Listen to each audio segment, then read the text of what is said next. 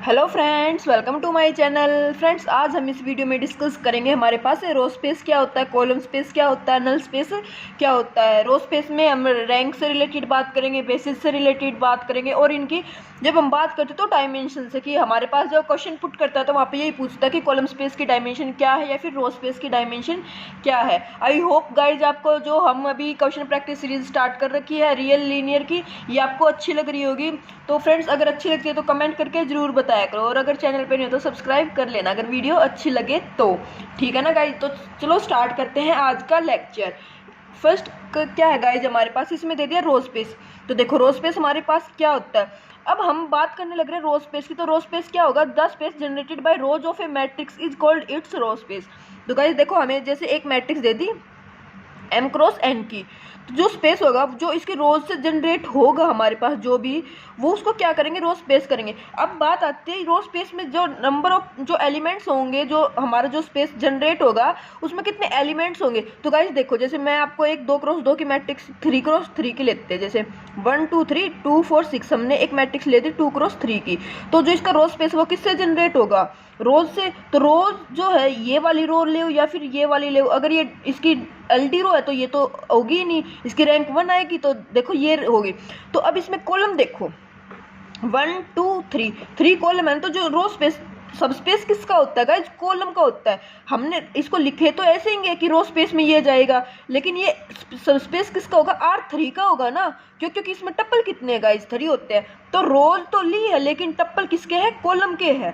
तो जब भी हम, तो आपको समझ आया कि जब the row space generated by rows of A row से, रो तो लेनी है लेकिन रो में जो नंबर ऑफ एंट्री है वो कितने, 1 2 3, ये तो किसके इक्वल है, नंबर ऑफ कॉलम के इक्वल है ना। तो जो सब स्पेस होता है ये Rn का होता है। मीन्स ये अगर 3 रो थी, रो तो 2 थी लेकिन कॉलम 3 थे, तो ये R3 का हो गया। Same column space column of A, मान लिया कॉलम ऑफ ए जो, लेकिन जो इनकी लेंथ होगी वो तो जितनी रो होगी उसके इक्वल होगी ना।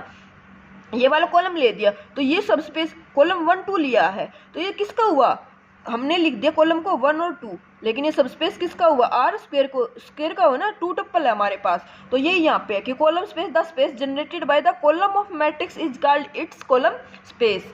If A is m cross N matrix then column space is subspace of R power m. क्यों, क्योंकि मैट्रिक्स को जब हम लिखेंगे ऐसे तो कॉलम जैसे 1 2 3 4 ऐसे था, एक कॉलम यहाँ पे भी कुछ और था, तो ये एम कितने हैं, रोज हुई ना, 4 रो है, तो एंट्री तो ये ऐसे ही लिखेंगे 1 2 3 4 फर्स्ट कॉलम, लेकिन ये एंट्री कितनी है, 4, और वो किसके इक्वल है, रो के इक्वल है। ठीक है ना। तो आई होप आपको रो समझ आया होगा, रो स्पेस और कॉलम स्पेस। जो रो स्पेस होता है वो सब स्पेस होता है आर पावर एन, एन क्या होता है वहाँ पे कॉलम, और जो कॉलम स्पेस होता है वो सब स्पेस होता है आर पावर एम का, वो लेंथ के इक्वल उससे बोलते हैं गाइस हम। ठीक है, अभी उसके बाद आते हैं बात डायमेंशन की, कि इनका डायमेंशन से क्वेश्चन पुट होता है। The dimension of row space and column space of a matrix are both equal to the rank of the matrix. तो गाइस जब भी हमसे क्वेश्चन पुट करें ना कि इसका रो स्पेस की डायमेंशन बताओ या फिर कॉलम स्पेस की डायमेंशन बताओ, तो आपको क्या करना है, डायरेक्ट मैट्रिक्स की रैंक निकाल देनी है। जितनी मैट्रिक्स की रैंक आएगी वही उसकी कॉलम स्पेस की रैंक होगी, या फिर वही उसकी डायमेंशन बोल दो कि वही उसकी डायमेंशन होगी रो स्पेस की या फिर कॉलम स्पेस की, सेम होती है। ठीक है ना, जैसे हम बोलते थे ना कि rank of A equal to A transpose A transpose A, ये इक्वल होते हैं। तो सेम यहाँ पे यही है कि जो डायमेंशन होगी रो स्पेस या कॉलम स्पेस की वो भी किसके इक्वल होगी, हमारे पास रैंक ऑफ ए के ही इक्वल हो जाएगी गाइज। ठीक है, उसके बाद एक थर्ड टर्म आती है हमारे पास नल स्पेस। नल स्पेस क्या होता है, let A is M cross N matrix, then the null space of A is defined as null space of A is equal to x bar such that A into x bar is equal to 0 bar। Means एक matrix थी, उसकी किसी x क्या हमारे पास यहाँ पे column vector है, उसकी x से मल्टीप्लाई की तो वो हमारे पास क्या देते, 0 देते। मीन्स वो उसको नलिटी पे 0 पे पहुँचाते हैं, आइडेंटिटी पे वो उसको ट्रांसफर करते हैं। मीन्स एक की मैट्रिक्स वेक्टर से मल्टीप्लाई करके हमारे पास 0 वेक्टर आ जाए। ठीक है ना, ये बार है 0 वेक्टर के लिए। कर ले ली the null space of A is subspace of R power n. ठीक है, इफ देखो इसमें क्या है, if A is m cross N matrix then the dimension of null space of A is n minus r. अगर A हमारे पास क्या है, एम क्रॉस एन की मैट्रिक्स है, तो उसकी डायमेंशन क्या होती है, एन माइनस आर। एन क्या होता है, नंबर ऑफ कॉलम, आर क्या होती है हमारे पास, रैंक। तो देखो जब नलिटी किया था हमने तब भी तो सेम ऐसे ही किया था ना, कि जो नलिटी होती है वो क्या होती है, free variable means n minus R. तो जो नलिटी होती है या फिर नल स्पेस होता है वो बात एक ही होती है। जस्ट हमारे क्या वहाँ पे जब हम सिस्टम ऑफ लीनियर इक्वेशन करते थे तो नलिटी बोल देते थे, अब करने लग रहे हैं तो यहाँ पे नल स्पेस बोल देंगे, बात एक ही है, ठीक है ना। n माइनस आर से निकालते हैं। अभी उसके बाद देखो गाइज, फर्स्ट क्वेश्चन दे दिया, find the dimension of the row space and the column space of the matrix. तो डायमेंशन बतानी है रो स्पेस की एंड कॉलम स्पेस की। तो ये मैट्रिक्स है, इसको क्या करो, रो रिड्यूस करो। अब ऑपरेशन तो करने आते ही है ना, अब इसमें तो कुछ है नहीं कि मैं इसमें कुछ आपको बताऊंगी। ये जस्ट क्या किया है, R2 पे ऑपरेशन लगाया, R2 minus R1, R3 minus R1, R2 minus 2R1 किया, फिर से ऑपरेशन लगा दिया, R3 minus R2, R4 minus R2 किया, फिर ये हो गई हमारी रो रिड्यूस में। तो देखो इसमें पाइवट पोजीशन कहाँ पे आई है, यहाँ पे आई है। तो इसकी रैंक कितनी है, 3। तो जो डायमेंशन है रेंज स्पेस की वो भी 3, कॉलम स्पेस की वो भी 3। अब नल स्पेस की डायमेंशन पूछने लग जाए तो नल स्पेस की क्या होती है, वो नलिटी वही कि n माइनस आर, कॉलम कितने थे हमारे पास यहाँ पे 2 2 4 और 1 5, तो 5 माइनस रैंक कितने 3। तो जो नलिटी हुई या नल स्पेस की डायमेंशन हुई वो कितनी होगी, 2 हो गई। वेरीफाई भी कर लो आपने, ठीक किया है। रैंक प्लस नलिटी क्या होता है, नंबर ऑफ कॉलम, रैंक कितनी आई 3, नलिटी कितनी आई है 2 और नंबर ऑफ कॉलम कितने हैं 5। तो यस, रैंक नलिटी थ्योरम से भी आप निकाल सकते हो, है ना। तो वही जो रैंक नलिटी थ्योरम है वही हमारी डायमेंशन इससे आते हैं। क्यों, क्योंकि नंबर ऑफ कॉलम कितने होते हैं यार, इसको इस साइड लेके जाएंगे तो नलिटी आ जाएगी, यही नल स्पेस होता है। तो कैसे भी कर लो, आपको अगर आपको बेसिक्स पता है ना कि नलिटी होती क्या, नल स्पेस होता क्या, तो आप फिर कुछ भी कर लो, आपका क्वेश्चन कभी गलत होगा ही नहीं। अभी जैसे नेक्स्ट क्वेश्चन, ये 2 क्वेश्चन दिए गाइज, सेम है। ये क्या है, 4x4 मैट्रिक्स है, ये क्या है 4x3 मैट्रिक्स है। इनकी आपको क्या बतानी है, डायमेंशन बतानी है रेंज स्पेस की और कॉलम स्पेस की। तो रेंज स्पेस की, कॉलम स्पेस की रैंक किस, डायमेंशन किसके इक्वल होगी, रैंक के इक्वल। तो आपको कमेंट करके बताना क्वेश्चन नंबर 2 का कि क्या आंसर होगा। इसका ये इसका फर्स्ट पार्ट है और ये इसका सेकंड पार्ट है, ठीक है ना। ये दोनों क्वेश्चन आपको सोल्व करने हैं और इनकी बतानी है आपको डायमेंशन की, रेंज की क्या होगी, कॉलम की क्या होगी। अभी उसके बाद देखो नेक्स्ट क्वेश्चन जो दे दिया हमें, इसमें क्या है, the basis of row space column space of given matrix. अब हमें क्या बताने हैं गाइज, हमें रो स्पेस कॉलम स्पेस के बेसिस बताने हैं। तो बेसिस हम कैसे बताएंगे, इसको रो रिड्यूस करेंगे और वहाँ से जैसे सिस्टम ऑफ लीनियर इक्वेशन में करते थे, वहाँ पे हम क्या निकालते थे, एक्स वाई जेड की वो जो वैल्यू निकालते थे ना, तो सेम यहाँ पे भी ऐसे ही करेंगे। क्या करेंगे, इसको रो रिड्यूस करोगे, ऑपरेशन आपको अप्लाई करने आते हैं तो कर लेना। इनको तो अब बार बार तो मैं सोल्व नहीं कराऊंगी ना, क्योंकि वही बात है, टाइम आपका ही कंज्यूम होगा, मुझे तो कराने में कोई वो नहीं है, मैंने तो सोल्व कर रखा तो करा भी दूंगी, बट आप कर लेना इसको। लास्ट में देखोगे आप लोग, हमारे पाइवट पोजीशन 3 आ गई, तो कॉलम कितने थे 4, मीन्स एक फ्री वेरिएबल है। अब एक फ्री वेरिएबल है तो वहाँ से हम बेसिस निकाल सकते हैं, ठीक है। तो देखो यहाँ से रैंक 3 है, इसके बेसिस ऑफ रो स्पेस या फिर बेसिस ऑफ कॉलम स्पेस। जब हम सिस्टम ऑफ लीनियर इक्वेशन में करते थे तो क्या करते थे, 4 जैसे एक्स वाई जेड टी उसको पुट करोगे तो एक्स वाई जेड है ये टी और फिर मतलब 5 है ना हमारे पास ये, तो टी और डब्ल्यू भी मान लो, तो 4t + 7w = 0 वहाँ से निकालते थे। अब हमें जब रो स्पेस या कॉलम स्पेस के बेसिस की बात करनी है ना गाइज, तो देखो ध्यान से सुनना, जब रो स्पेस के बेसिस की बात करें तो या तो जो जिस भी रो में पाइवट पोजीशन आई है ना, या तो उसी रो को उठा के पुट कर दो रो स्पेस के बेसिस में, या फिर फर्स्ट ये सेकंड रो है, ये थर्ड रो, तो फर्स्ट रो को पुट कर दो, सेकंड रो को पुट कर दो और थर्ड रो को पुट कर दो कहाँ पे, बेसिस में। वही हमारी क्या हो जाते हैं, बेसिस हो जाते हैं। सिस्टम लीनियर इक्वेशन की तरह नहीं निकालना हमें यहाँ पे, ठीक है ना, कि वो पुट करो कि एक्स फ्री वेरिएबल है तो उससे निकालो, नहीं, वो नलिटी के केस में होता है गाइज। बेसिस के केस में क्या करेंगे, रेंज स्पेस के लिए अगर रेंज स्पेस के निकालने ना, तो गिवन मैट्रिक्स रो या फिर जो हमने रो रिड्यूस किया ना, REF रो रिड्यूस फॉर्म, उसकी गिवन रो कोई भी पुट कर दो, किसके लिए, बेसिस के लिए, किसके, रो स्पेस के लिए। आंसर हमारा आंसर मतलब बेसिस यूनिक नहीं होते ना, तो आंसर ठीक होगा। वो आपको अब क्वेश्चन पे डिपेंड करता है कि वो हमारे ये वाले बेसिस दे देता है या फिर इन 3 रो को उठा के देगा वो बेसिस में, तो वो उनकी चॉइस है, ठीक है ना। तो देखो बेसिस ऑफ रो स्पेस क्या आ जाएंगे, हमने ये पुट किया है रो के लिए 1 3 1 2 1 0 0 1 -1 -1 और 0 0 0 4 7, तो ये हमारे क्या हो गए, बेसिस किसके हो गए, रो स्पेस के।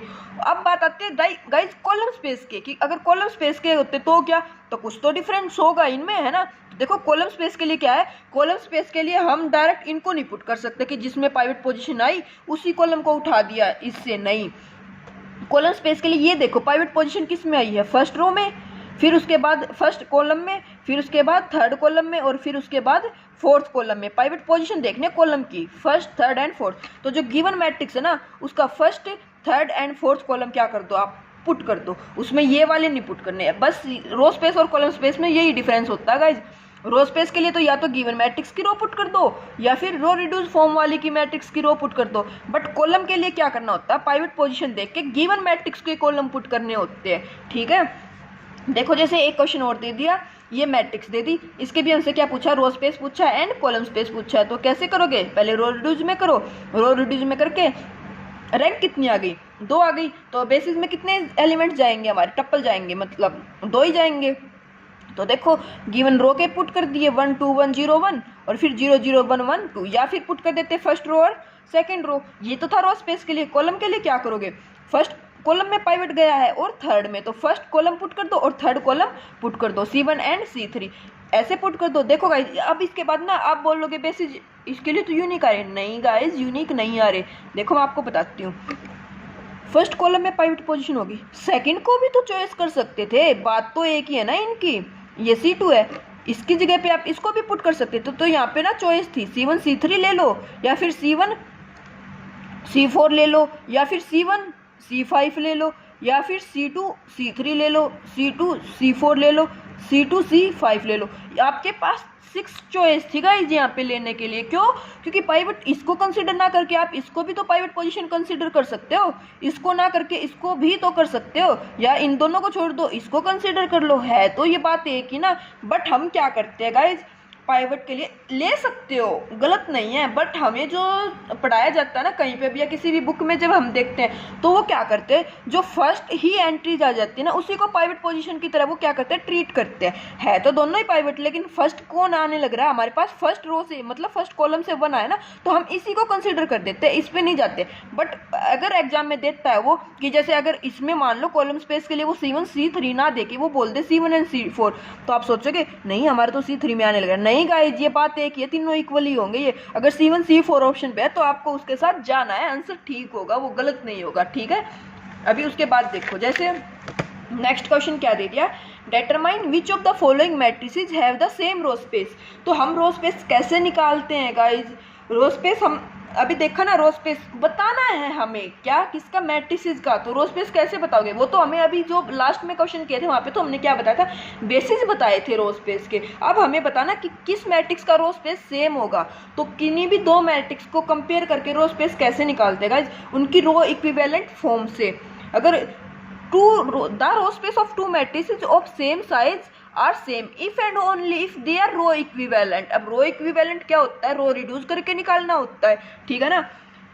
एक इसी में सेकंड रिजल्ट क्या होता है गाइज, यहाँ पे तो देखो याद रखना, यहाँ पे था सेम साइज की बात थी, लेकिन साइज सेम ना हो तब भी हमारी जो मैट्रिसेस है उनका रो स्पेस जो है या फिर कॉलम स्पेस वो सेम हो सकता है। कैसे देखो, suppose A and B are row reduce equivalent form, means RREF।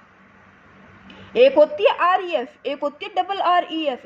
Row reduce form को रो इक्विवेलेंट फॉर्म को कैनोनिकल फॉर्म भी बोल देते हैं। अगर एग्जाम में row reduce form equivalent form की जगह अगर कैनोनिकल फॉर्म आ जाता है तब भी उसका मतलब सेम ही है। तो देखो इसमें क्या होता है, इसमें मैंने आपको जब क्वेश्चंस कराए थे, जब थ्योरी कराई थी तो बताया था, जैसे मान लो एक मैट्रिक्स है 1 2 2 3 और 1 0 ऐसे पुट कर दो, इसको रो रिड्यूस में करोगे तो देखो रो रिड्यूस तक तो क्या होगा, 1 2 1, 2 से मल्टीप्लाई कर दो -4 और -2 ये आ जाएगा, प्लस कर दो तो 1 2, ये आ गई हमारी row equivalent form. Row reduce equivalent form में क्या होगा गाइज, जैसे ये पाइवट पोजीशन आई है, इसके ऊपर तो कुछ है ही नहीं, उसके बाद ये पाइवट पोजीशन आई है ना, हमें इसको कंसीडर करने लग रहे, तो इसके ऊपर वाले को भी क्या बनाना होता है, 0 बनाना होता है, means 1 0।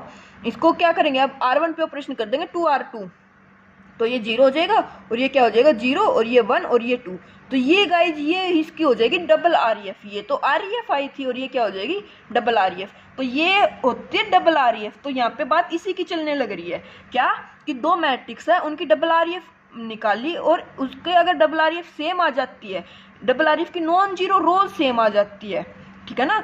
A and B have the same row space if and only if they have same non zero rows, ठीक है। अगर यहाँ पे देखो जैसे ए और बी दो क्वेश्चन है, सी भी एक है, मीन्स हमें मैट्रिक्स दी है। तो देखो आप बोलोगे इसका तो साइज सेम नहीं है, तो बच्चे गलती पता क्या करते हैं, वो सोचते हैं इनका तो सेम हो भी सकता है रो स्पेस, लेकिन इसका तो ऑर्डर 3 है। तो गाइज मैंने क्या बताया सेकंड रिजल्ट कि नॉन जीरो रोज अगर सेम है तो डबल REF की, तो इनकी तीनों की क्या निकाल दो, डबल REF निकाल दो, और जिसकी भी नॉन जीरो रो सेम आई वही क्या हो जाएगी हमारे पास है, उनका सेम रो स्पेस हो जाएगा। तो देखो ए था, ए को रो रिड्यूस किया, उसके बाद ये कर दिया, अब यहाँ पे -2 था और ये 2 था, ऐड कर दो, तो ये क्या बन जाएगा 107 014। क्यों, क्योंकि पाइवट पोजीशन यहाँ पे थी और यहाँ पे थी, इसको 2 से डिवाइड कर दें तो ये 1 ही बन जाएगा। तो मतलब पाइवट पोजीशन यहाँ पे आई है ना हमारे पास। अब इसके ऊपर भी डबल REF के लिए क्या करना होता है, 0 करना होता है, तो ये दोनों को ऐड ही कर दिया, तो 1 में 0 ऐड करेंगे तो 0 1 ही रहेगा, है ना। अभी बी के लिए देखो 1 2 -1 3 2 -1, रो रिड्यूस किया तो 1 -1 2 0 5 -5, 5 से डिवाइड करोगे तो 0 1 -1 1 -1 2, डबल REF में करना है तो पाइवट पोजीशन यहाँ पे है, यहाँ पे है, तो क्या करोगे ऐड कर दो 1 0 0 1 1 -1, ये आ गया। आपकी बार ऐड करोगे तो 2 -1 करके 1 ही आ जाएगा। तो ये दोनों सेम आई है, डबल नॉन जीरो रोज सेम बताना गाइज। 107 क्या 101 के इक्वल हो सकता है, कंपेयर करोगे 71 के इक्वल हो सकता है, नहीं, तो इन दोनों की तो इक्वल नहीं आई, तो हम बोल देंगे इन दोनों का रो स्पेस क्या है, इक्वल नहीं है। अभी उसके बाद सी में देखो, सी में क्या दे दिया 3x3 मैट्रिक्स दे दी, रो रिड्यूस करोगे देखोगे यहाँ पे पाइवट पोजीशन आई है और यहाँ पे आई है, थर्ड रो तो क्या बन गई हमारे पास 0 ही बन गई, ठीक है ना गाइज। अब इसके बाद इसको ऐड कर दो तो 107 014 001, यहाँ पे भी यही आया था 107 014। नॉन जीरो को, ये जो जीरो रो थी इसको हटा दो, तो नॉन जीरो रो 2 इसमें है 2 इसमें है, और एंट्री क्या है, इक्वल है, तो ए और सी का क्या हो जाएगा गाइस, सेम रो स्पेस हो जाएगा। तो ए का एंड सी का क्या हो जाएगा, सेम रो स्पेस यहाँ पे हो जाएगा। ओके, तो ऐसे हमें क्या करना होता है, इनको सोल्व करना होता है। अभी आगे और भी क्वेश्चन देखेंगे। देखो जैसे which of the following matrices have the same row space as the matrix this, वो क्वेश्चन ऐसे देगा आपको, 4 ऑप्शन दे दिए और एक मैट्रिक्स दे दी, और हमसे पूछ रहा है कि किस मैट्रिक्स का रो स्पेस इसके रो स्पेस के इक्वल होगा। तो कैसे करोगे, डबल REF बनाओ इस मैट्रिक्स की, तो 4 8 4 3 6 1 2 4 0, इसको 4 से डिवाइड कर दो, इसको 2 से कर दो, तो 1 2 1 3 6 1 1 2 0, R2 पे ऑपरेशन लगाओ, R2 - 3R1 और R3 - R1। तो देखोगे अब इसको पहले 0 बना लो तो ये कितना हो जाएगा, इसको -2 से डिवाइड कर दोगे तो 1 2 1 0 0 1 0 0 1 0। अब पाइवट पोजीशन देखो फर्स्ट पे आई है और थर्ड पे आई है, तो डबल REF के लिए क्या करना होता है, इसको भी 0 बनाएंगे इसके ऊपर वाली एंट्रीज को, तो इसमें से करेंगे तो R2 पे ऑपरेशन लगाओ, R1 पे R1 - R2, तो 1 0 1 2 0 0 0 1। तो देखो अब हमारे पास नॉन जीरोज का देखना होता है ना, मैं ये तो 0, इसको तो कैंसिल आउट कर दो 1 2 0 0 0 1, तो ऑप्शन यही क्या हो जाएगा, करेक्ट हो जाएगा। क्यों, क्योंकि सेम रो स्पेस हो जाएगा इस रिजल्ट से हमारे पास। तो ये रिजल्ट आपको लोगों को याद रखना है, स्क्रीनशॉट ले लेना, और इसकी PDF भी मैं आपको शाम को प्रोवाइड करा दूंगी ग्रुप में, टेलीग्राम जो ग्रुप है उसमें, ठीक है ना। अभी नेक्स्ट क्वेश्चन देखो, जैसे अभी उसके बाद आते हैं कॉलम स्पेस के लिए। रो स्पेस तो हमने देख लिया, उसके बाद कंसीडर 1, एक मैट्रिक्स दे दी हमें 1 3 7 2 1 4 -1 2 3 which set span the column space of A. तो कॉलम स्पेस कौन सा सेट स्पैन करेगा, तो कैसे निकालना होता है कॉलम स्पेस। रो स्पेस के लिए मैंने बताया था कि जो मैट्रिक्स है उसको REF में चेंज कर दो, जो उसकी गिवन मैट्रिक्स है वही रो स्पेस हो जाएगी। कॉलम स्पेस के लिए क्या है गाइज, कॉलम स्पेस के लिए यही है, मैट्रिक्स को REF में चेंज करो और जिस भी कॉलम में पाइवट पोजीशन आई है वो गिवन मैट्रिक्स के कॉलम पुट कर दो। तो फर्स्ट और सेकंड में आई है तो 1 2 -1 3 1 2 1 2 -1 3 1 2, ऑप्शन ए क्या हो जाएगा, यहाँ से करेक्ट हो जाएगा। तो समझ आया आप लोगों को क्या किया, यहाँ पे मैट्रिक्स थी, मैट्रिक्स को REF में चेंज किया, जहाँ पे पाइवट पोजीशन आई वही कर दिया। अगर बाय चांस इसकी जगह पे ऑप्शन में 3 1 2 की जगह पे 7 4 4 3 देता तो भी करेक्ट हो जाता। क्यों, क्योंकि उस केस में ये पाइवट पोजीशन इसको कंसीडर कर लेता, ठीक है ना। लेकिन तीनों तो एक साथ नहीं दे सकता, क्योंकि रैंक 2 है, तो पाइवट जो रैंक 2 है तो जो कॉलम स्पेस में जो सेट जाएगा हमारा वो 2 ही कॉलम जाएंगे, 3 नहीं जा सकते, 3 जाते तो वो क्या हो जाएंगे, LD हो जाएंगे, ठीक है ना। अभी उसके बाद देखो नेक्स्ट क्वेश्चन, कंसीडर ए दे दी एक matrix 3 6 3 2 4 3 3 6 4 but set span the column space of A. Again column space से है तो यही करो, क्या इसको REF में चेंज करोगे। अब की बार क्या हुआ, फर्स्ट और थर्ड कॉलम में पाइवट पोजीशन गई है, तो देखो अब की बार हमारे पास चॉइस है, या तो फर्स्ट ले या सेकंड, लेकिन थर्ड तो लेना ही पड़ेगा, ठीक है ना। तो फर्स्ट ले और थर्ड ले, फर्स्ट और थर्ड। देखो अब ध्यान से देखना, मैं आपको ऑप्शन गलत कैसे करने सिखाऊंगी।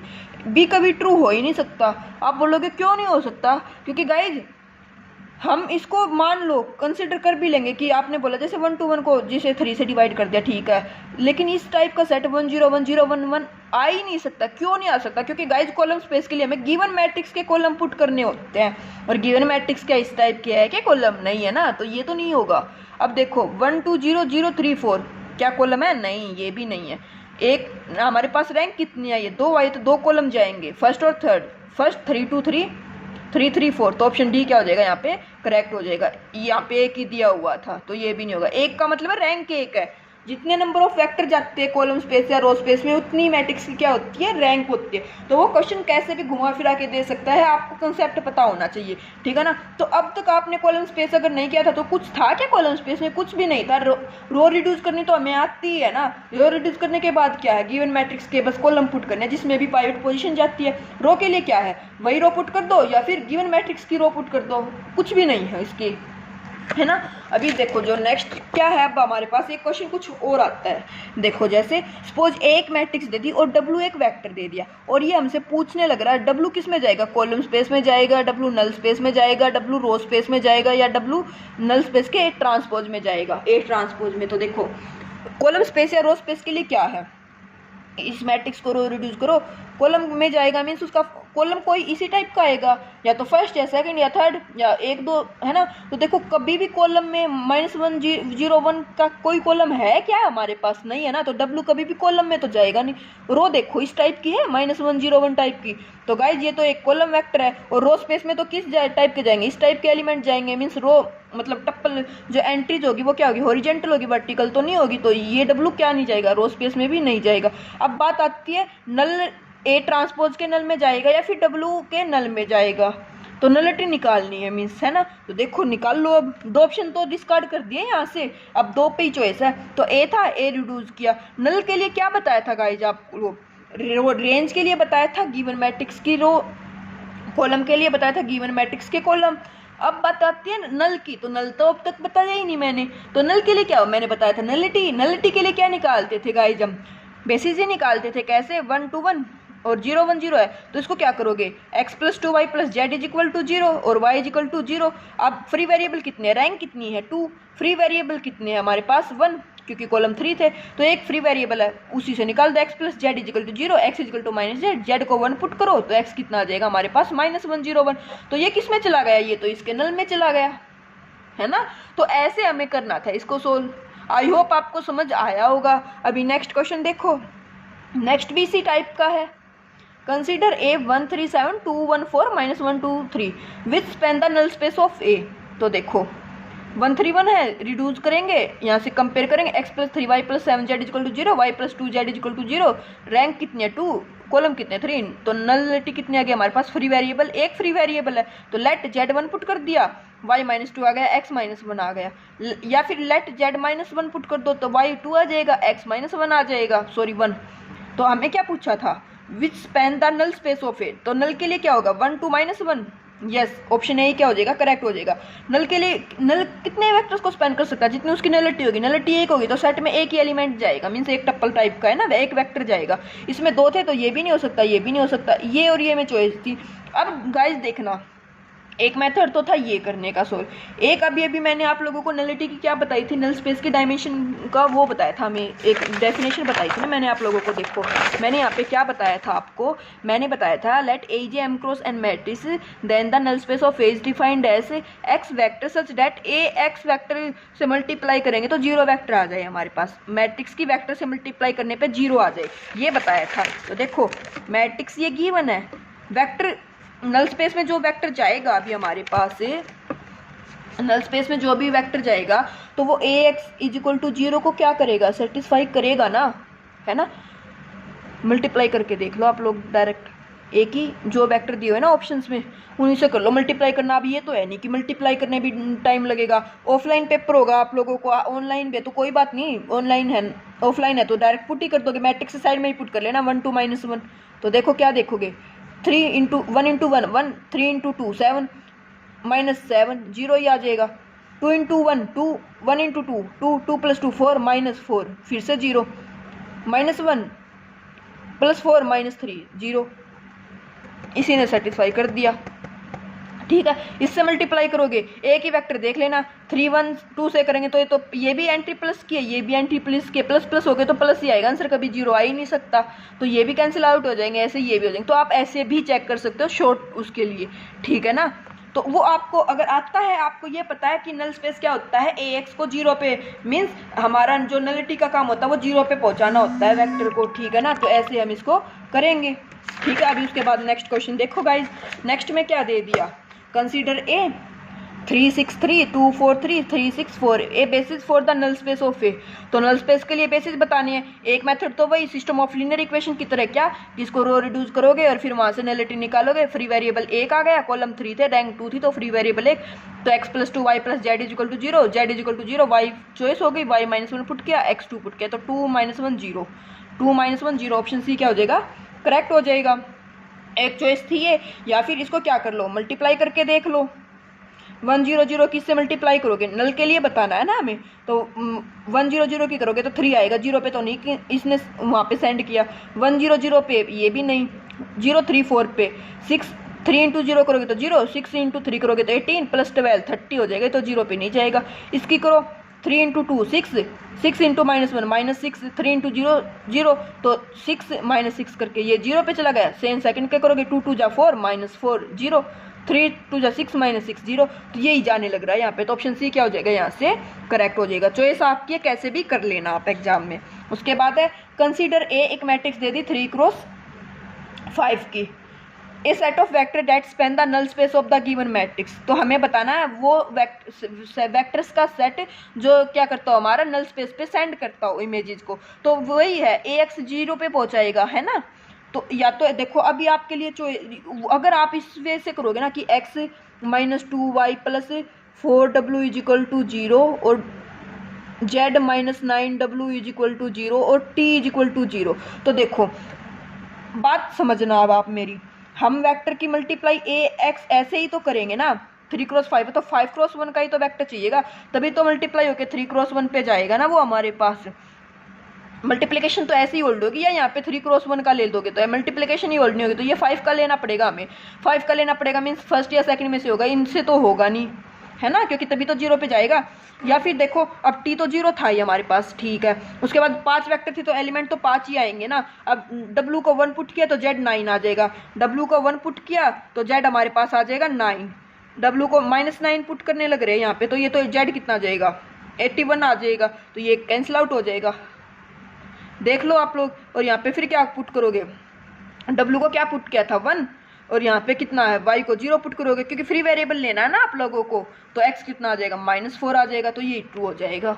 और वैसे भी अगर ऐसे नहीं जाओ थे आप लोग, अगर ऐसे नहीं करो थे सोल्व, तो इसको कैसे करोगे, मैट्रिक्स से मल्टीप्लाई करके देखो, तो इसकी वेक्टर से करोगे 2 1, बाकी सभी एंट्री 0, तो 1 × 2 2 -2, बाकी तो 0 थी तो इनकी तो 0 ही हो जाएगी, 2 - 2 करके 0, सेम -4 0 9 1 से करोगे तो भी 0 आ जाएगा, तो ऑप्शन 2 ही क्या होगा, करेक्ट होगा। तो ऐसे अगर इस वे से जाओगे ना आप लोग की इसकी ये रो रिड्यूस में उसने ऑलरेडी दे दिया, अदरवाइज इसको पहले रो रिड्यूस करते, वहां से 5 वेक्टर में निकालते, वहां से फ्री वेरिएबल देखते फिर निकालते, तो बहुत लेंथी हो जाता। इसलिए हमने क्या किया, डायरेक्ट यहाँ पे ax = 0, तो x जो भी करेगा वो ऐसे मल्टीप्लाई करके 0 पे सेंड करेगा, तो यही करेगा ऐसे, ठीक है ना। तो ऐसे आप कर सकते थे। अभी उसके बाद देखो गाइस नेक्स्ट क्वेश्चन क्या दे दिया, p1 p2 p3 p4 क्या दे दिया, हमें पोलिनोमियल दे दी, but is the rank of the corresponding to this polynomial as row. हमें बताना है कि इन पोलिनोमियल को ना रो वाइज लिखो और फिर रैंक बताओ। तो गाइज रैंक तो वो रो वाइज लिख दो या कॉलम वाइज लिख दो, वो तो बच्चे को पागल बनाने के लिए दिया हुआ कि बच्चा कंफ्यूज हो जाए। रो वाइज लिखोगे या कॉलम वाइज लिखोगे, रैंक तो मिनिमम ऑफ m और n होती है ना। तो देखो रो वाइज पुट कर दिया, कोई बात नहीं, रो वाइज बोला था तो रो वाइज पुट किया और निकालोगे तो रैंक कितनी आ जाएगी, 3 ही आ जाएगी हमारे पास, ठीक है ना। तो यही था, ऑप्शन डी क्या हो जाएगा इसका, करेक्ट हो जाएगा। कुछ भी नहीं था, बस क्वेश्चन को क्या कर रखा था, घुमा रखा था। कंसीडर एक मैट्रिक्स देती 4 × 4 की, what is the list number of vector that span the vector column span of this matrix. तो कितने वेक्टर होते हैं, जितनी उसकी रैंक होती है, रैंक के इक्वली तो वेक्टर स्पैन कर सकते हैं कॉलम को या फिर रो स्पेस को या फिर कॉलम स्पेस को। तो याद रखना क्या किया, डायरेक्ट रैंक निकाल दी, रैंक निकाल दी। यहाँ पे देखो मैंने इसको सोल्व नहीं किया क्योंकि यहाँ पे जब सोल्व करेंगे इनको रिड्यूस करके तो यहाँ पे नॉन जीरो ही एंट्रीज आएगी, ठीक है ना। तो क्योंकि मैं मैंने सोचा आप लोग कर सकते हो ये, तो इसलिए इसकी रैंक कितनी आ गई 3 आ गई। तो ऑप्शन डी क्या हो जाएगा यहाँ से करेक्ट हो जाएगा। बस क्या याद रखना है कि कॉलम स्पेस जितने वेक्टर स्पैन करती है वो उसके रैंक के ही इक्वल वेक्टर स्पैन कर सकते हैं उसको, ठीक है ना। तो अभी उसके बाद देखो डायमेंशन की बात आती है अब हमारे पास कि W1 W2 to subspace है of a vector space, then dimension intersection की निकालनी है। तो ये क्या होती है, लेस होती है maximum of W1 plus W2 minus dimension of V, और 0 का मैक्सिमम लेना है, और लेस होती है minimum of dimension of W1 W2। अगर सम की निकालनी है तो इसको इस साइड ले आओ, बस याद रखने के लिए बता रही हूँ मैं आपको। मिनिमम हो अभी ये इस साइड डायमेंशन को लेके आएंगे तो मैक्सिमम तो इस साइड का सेम ही रहेगा, dimension W1 W2 dimension of W1 plus W2 less हो जाएगा minimum dimension of W1 plus W2 comma dimension of V। जो यहाँ पे माइनस था और 0 था इसको कोमा में कन्वर्ट कर दिया। तो आपको ये वाला फॉर्मूला और ये वाला फॉर्मूला क्या रखना है गाइस, याद रखना है। डायरेक्ट एक क्वेश्चन आ सकता है इससे, ठीक है ना, ठीक है। अभी इससे बेसिस क्या करते हैं हम, इस पे जो आते हैं क्वेश्चंस किस टाइप के आते हैं, तो देखो let W1 W2 are subspace of a VF vector space दे दिया R R का, मीन्स R4 से एंट्री जाएगी, मीन्स हमारा जो रो वाइज चलेंगे उसमें 4 टप्पल होंगे, मीन्स 4 एंट्री होगी वेक्टर उसमें सेट में, spend by the set S1 एक सेट S1 ये गाइस ये W1 है, सब स्पेस W1 दिया तो W1 ही आएगा, ये W1 W2। तो W1 दे दिया 1 1 0 1 1 2 3 0 2 3 3 1 एंड W2 ये दे दिया। हमें बताने डायमेंशन W1 की क्या होगी, W2 की क्या होगी, दोनों के सम की क्या होगी, या फिर दोनों के इंटरसेक्शन की क्या होगी। तो कैसे करोगे गाइज आप लोग, इनको रो वाइज पुट करो, रो वाइज पुट करके रैंक निकाल दो, जितनी रैंक होती है वही क्या हो जाती है हमारे पास डायमेंशन हो जाती है। तो देखो एक पाइवट पोजीशन यहाँ पे, एक पाइवट पोजीशन यहाँ पे, दो रो रैंक 2 आई है तो डायमेंशन ऑफ W1 क्या होगी 2 हो गई। अगर वो इस डायमेंशन के क्या पूछने लग जाए, बेसिस पूछने लग जाए, तो फर्स्ट रो पुट कर दो और सेकंड रो पुट कर दो, यही बेसिस हो जाएंगे। सेम किसकी निकालनी है डायमेंशन, W2 की निकालनी है, तो W2 को रो रिड्यूस कर दो, यहाँ से क्या आ गई हमारे पास रैंक, यहाँ से भी रैंक 2 आई है तो फर्स्ट और सेकंड क्या करो रो पुट कर दो बेसिस के लिए। Dimension W1 2 dimension of W2 2। अब निकालनी है इनके सम की। तो गाइस देखो सम की डायमेंशन के लिए क्या होती है, हम W1 यूनियन W2 करते हैं ना, ये सेट इक्वल होता है, आप लोगों को याद रखना W1 प्लस W2 के। प्रूफ नहीं करा रही मैं आप लोगों को क्योंकि प्रूफ बहुत ज़्यादा लेंथी हो जाता है, आप लोगों को याद रखना कि W1 यूनियन W2 जनरेट हो जाता है W1 प्लस W2 के साथ, ठीक है। तो W1 प्लस W2 कैसे निकालेंगे, इनकी यूनियन कर देंगे, W1 और W2 की यूनियन कर दोगे। तो देखो W1 में ऐड करोगे W2 तो 3 एंट्री तो यहाँ पे थी, 3 रो 3 यहाँ पे आएगी, तो मैट्रिक्स बन जाएगी 6 की, 6 क्रॉस 4 की। उसको रो रिड्यूस करके ही तो डायमेंशन निकालोगे, तो वो करोगे। इससे अच्छा क्या करते गाइज, 3 स्टेप तो ऑलरेडी कर रखे ना, ये वाला और ये वाला, तो हम क्या करते हैं डायरेक्ट जो ये वाली रो रिड्यूस किया ना मैं इसी को पुट कर रही हूँ, क्योंकि ये और ये पुट करोगे रो रिड्यूस करके बाद में आओगे तो इन्हीं स्टेप्स पे ना। तो मैंने डायरेक्ट क्या किया आपको बताने के लिए कि टाइम आपका बचे, कि अगर इस टाइप का क्वेश्चन आता है तो सीधा इनको ऐड करने की बजाय, मतलब इनकी यूनियन की बजाय जो इनकी RF निकाली है ना उनकी यूनियन कर देना, ठीक है। उनकी यूनियन करोगे तो ये बन जाएगी, क्योंकि ये ऑलरेडी ये RF में थी, ये RF में थी। अब 2 ही रो को तो सोल्व करना पड़ेगा ना, वहाँ पे 6 रो को सोल्व करते हैं आप लोग। इसको डबल RF में चेंज कर दो, डबल RF नहीं सॉरी RF में, क्योंकि ये जैसे अभी आएगी ना यूनियन करके तो डायमेंशन कितनी आ जाएगी 4 आ जाएगी। तो dimension of W1 plus W2 कितनी आ गई 4 होगी। अब इंटरसेक्शन की निकालनी, तो इंटरसेक्शन के लिए फॉर्मूला होता है dimension of W2 1 plus 2 is equal to dimension of W1 plus W2 minus intersection. जैसे प्रोबेबिलिटी में करते थे, probability of A union B is equal to probability of A plus probability of B minus दोनों के intersection की probability. तो same यहाँ पे आने लग रही है। प्लस की डायमेंशन क्या होगी, ये होगी, इसकी निकाल लिया अभी 4, इन दोनों की क्या थी 2 और 2 थी, तो dimension of W1 intersection W2 की क्या आ गई हमारे पास 0 आ गई। तो जब भी अगर वो इस टाइप का पूछेगा तो हमें ऐसे सोल्व करना है। अभी एक क्वेश्चन और देखो गाइस, ये आप बहुत बार सेंड करते हो ग्रुप्स में भी कि डायमेंशन ऑफ W1 बतानी है, W2 की बतानी है और इनके इंटरसेक्शन की बतानी है। तो देखो W1 दे दिया 0 x2 x3 x4 x5, x2 3 4 5 कहाँ से आने लग रहे हैं R से आने लग रहे हैं। W2 दे दिया x1 0 x3 4 5, ये आने लग रहे हैं R से। हमें इनकी इंटरसेक्शन की डायमेंशन बतानी है। तो गाइस देखो ध्यान से समझना मेरी बात। अब आप लोग जब डायमेंशन, इसको 1 सेकंड के लिए हम भूल जाते हैं, इस पर जाओ। अगर इसको कंसिडर करोगे आप लोग तो देखो 0 तो फर्स्ट टप्पल 0 लेना ही है, 0 पे हमारी चॉइस नहीं है, उसने बोला है तो हमें क्या लेना 0 लेना ही पड़ेगा। x2 3 4 5 इसकी जगह पे अगर वो ऐसे लिख देता A B C D, ये जस्ट क्या थी नोटेशन थी। A कहाँ से आने लग रहा है R से, B भी R से, C भी R से, D भी R से। चॉइस कितनी है फ्री वेरिएबल है तो इसको भी अपनी मर्जी से फिलअप कर सकते हैं, इसको भी, इसको भी, इसको भी। तो डायमेंशन कितनी होगी इसकी? 4 होगी। Means degree of freedom. Dimension यही तो होती है ना, जब बेसिस एंड डायमेंशन किया था तो वहाँ पे यही तो बताती थी मैं आप लोगों को हमेशा कि डिग्री ऑफ फ्रीडम, कितने एलिमेंट्स ऐसे हैं जिनको हम अपनी चॉइस से फिलअप कर सकते हैं। तो यस, x2 3 4 5 को कुछ भी ले होगा, ये जस्ट हम नोटेशन है कि x2 क्योंकि नोटेशन मैं इसलिए बोल रही हूँ गाइस क्योंकि सेम नोटेशन अगले वाले में भी किया और बच्चे फिर गलती करते, वो सोचते ये वाला x3 और ये वाला x3 इक्वल है। नहीं, इक्वल नहीं है गाइस, ये जस्ट वेरिएबल है, नोटेशन दी हुई है, ठीक है ना। तो देखो 4 ये डायमेंशन आ गई, ठीक है। सेम W2 की निकालो, अब की बार x2 फिक्स कर दिया, मीन सेकंड एंट्री 0 लेनी है। इन 4 पे तो अब भी चॉइस है, तो W2 की भी डायमेंशन कितनी आ गई हमारे पास? 4 आ गई। अब इनके बाद आते हैं इंटरसेक्शन की। तो देखो गाइज, इंटरसेक्शन में क्या जाते हैं? कॉमन एलिमेंट जाते हैं ना, क्या जाते हैं? कॉमन एलिमेंट इंटरसेक्शन में जाते हैं। ये सेट बोलता है कि मेरा फर्स्ट एलिमेंट हमेशा 0 रहेगा, ये सेट बोलता है कि मेरा सेकंड एलिमेंट हमेशा 0 रहेगा। अब x2 अगर नॉन जीरो हो गया यहाँ पे तो इंटरसेक्शन में नहीं जाएगा, क्योंकि यहाँ तो 0 आने लग रहा है, यहाँ पे तो कुछ नॉन जीरो एलिमेंट होगा, वो दोनों कॉमन थोड़ी ना हो जाएंगे। यहाँ पे ये क्या बोलने लग रहा है? ये बोलने लग रहा है x1 0 होगा, लेकिन यहाँ पे तो x1 के पास क्या थी? हमारे पास चॉइस थी। तो ये दोनों जो एलिमेंट्स है ना, ये वाले जो एलिमेंट है ये कॉमन नहीं हो सकते, ठीक है ना।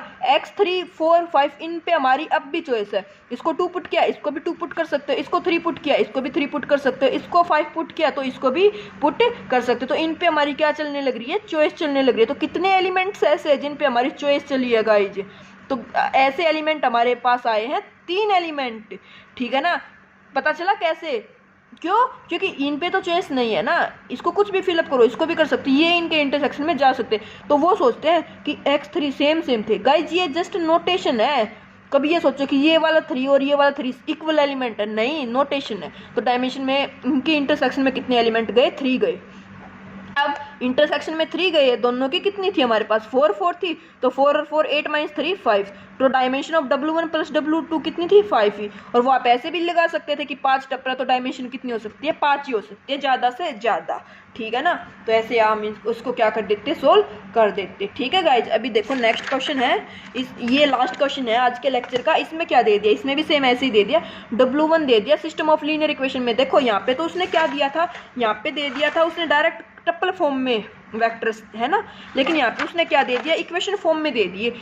R4 से आने लग रही है entry, UV W0 2V + x0 2U + W - x0, 3 row दे दी, मीन्स 3 इक्वेशन दे दी, एंड W2 ये दे दिया। तो कैसे निकालोगे डायमेंशन? W1 कैसे निकालोगे? W2 कैसे निकालोगे? W3 कैसे निकालोगे? तो सेम W1 है, R4 से है, तो क्या बताया था मैंने आप लोगों को? डायरेक्ट रो वाइज पुट कर दो, एंट्री UV W और x। तो x इसमें था ही नहीं, तो x का कोफिशिएंट 0 हो जाएगा, तो 1 1 0, u है ही नहीं, W है ही नहीं, x, तो 0 2 0 1 2 0 2 -1, रो रिड्यूस कर दो, रैंक कितनी आ गई इसकी? 2, वही क्या हो जाती है? डायमेंशन। तो डायमेंशन ऑफ W1 कितनी आएगी? 2। ये बोलने लग रहा है 1, नहीं। सेम W2 निकाल दो, इन जो लीनियर इक्वेशन दी हुई है रो वाइज पुट करो, रैंक निकालो, तो ये कितनी आ जाएगी? 3। इसने बोला था 2, नहीं, ये भी नहीं हो सकती। अब बात आती है इंटरसेक्शन की और इन दोनों के सम की। तो सम के लिए मैंने क्या बताया? जो डबल RF, जो हम RF निकालते हैं, इन्हीं को पुट कर दो, फिर क्या करो? रो इक्विवेलेंट फॉर्म में ले आओ, ये कितनी आ जाएगी हमारे पास? 4 आ गई, 1 2 3 एंड 4। तो ये सम की क्या होगी? 4 आ गई। इन दोनों की W1 + W2 करोगे तो 5। इंटरसेक्शन की कितनी आ गई गाइज हमारे पास? 1। तो इंटरसेक्शन की 1, यस। सम की 3, नहीं, सम की हमारे पास कितनी आई है? 4 आई है, तो 3 नहीं आ सकती, ठीक है। तो ऐसे हमें क्या करना होता है? इन क्वेश्चंस को सोल्व करना होता है, ठीक है। इनकी PDF नोट्स आपको मिल जाएंगे रात 9-10 बजे तक, आपको टेलीग्राम ग्रुप पे आप देख लेना। आई होप गाइज आपको लेक्चर अच्छा लगा होगा, एंड जो इम्प्रॉपर इंटीग्रल लेक्चर है वो क्या आ जाएगा? आपको कल मॉर्निंग में मिल जाएगा लेक्चर, ठीक है। तो ऐसे ही पढ़ते रहो और यूथ पब्लिकेशन को फॉलो करते रहो, वहीं से क्वेश्चन ज़्यादा से ज़्यादा प्रैक्टिस करो। अगर आपने वो बुक कर लिया ना, तो फिर आपको टेंशन लेने की नीड नहीं है, आपका सिलेक्शन डेफिनेटली हो जाएगा अगर अच्छे से बुक किया तो, ठीक है ना गाइज। और कमेंट करके जरूर बताना वीडियो कैसी लगती है। और जो क्वेश्चन ऑफ द डे जो मैं मॉर्निंग में आपको प्रोवाइड करा देती हूँ डेली 8 बजे, ज़्यादा से ज़्यादा आप क्वेश्चन सोल्व किया करो। अगर नहीं होता तो भी वहाँ पे कम्युनिटी टैब में कमेंट करके बताया करो कि क्वेश्चन में क्या प्रॉब्लम आई आपको, क्वेश्चन की लैंग्वेज समझ में नहीं आई या सोल्व करना ही नहीं आया, लेकिन या फिर सोल्व किया लेकिन आंसर मैच नहीं हुआ, तो ये कमेंट करके बताया करो गाइस। डेली वहाँ पे क्वेश्चन मैं अप्लाई वो प्रोवाइड कराती हूँ आपको, ठीक है ना। तो कमेंट करके वहाँ पे भी बताया करो और वीडियो में भी बताना कैसी लगी। और अगर आपको कोई मतलब कोई टॉपिक ऐसा है ना कि जैसे जो ग्रेजुएशन लेवल का जो मैंने नहीं कराया हो, या फिर वो पर्टिकुलर जैसे नंबर थ्योरी से या किसी भी मैथ से ऐसे दे रखा हो और आपको वो करना है, तो वो भी कमेंट करके आप बता सकते हो, ठीक है ना। और हाँ, एक बात और गाइस, जैसे मैंने आपके कमेंट आते कि मैम लीनियर की कंप्लीट रिवीजन करा दो। अभी तो जैसे ये टॉपिक वाइज इक्वेशन हमारे मतलब टॉपिक वाइज लेक्चर आने लग रहे हैं, तो गाइज डोंट वरी, एक एग्जाम से पहले complete linear, complete complex, complete real, इन तीनों मैथ के कंप्लीट 1.5-2 घंटे 2.5 घंटे के जितने में भी ये कंप्लीट थ्योरी रिवाइज होगी ना, क्वेश्चन विद क्वेश्चन, तो वो आपको मिल जाएगा 4-5 तारीख के आसपास आपको लेक्चर मिल जाएगा, ठीक है ना। तो डोंट वरी, मिलेगा आपको। बताना कमेंट करके कैसे लगी वीडियो। Thank you.